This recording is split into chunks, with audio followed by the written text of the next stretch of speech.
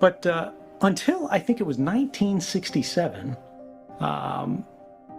warrants in the United States could only be used to gather two things. They were called the fruits and instrumentalities of a crime, which meant even if the cops knew you did it, even if the cops knew you rode the subway or worked for this company or whatever, they couldn't get all the company's records.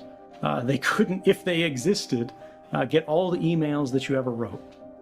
They couldn't get your friend to turn over like an exchange of letters that you had with this person.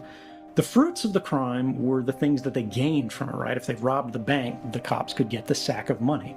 The instrumentalities were the tools that were used, right? Like if you used dynamite or a crowbar or a getaway car, they could seize all of those things.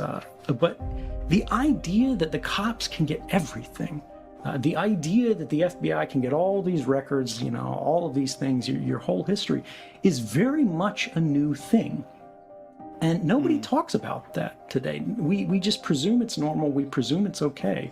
But between 1967 and today, think about how many more records there are about your life and how things, like how you live, private things about you that have nothing to do with criminality and everything to do with the intimacy of who you are.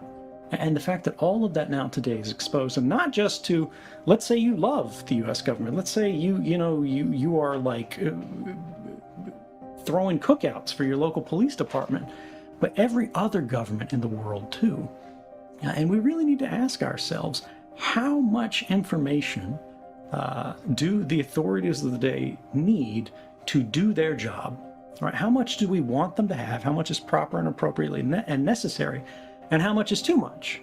And if we decide the cops shouldn't have this, if we decide the spies shouldn't have this, well, why in the hell should Facebook or Google or somebody trying to sell you Nikes, why should they have this?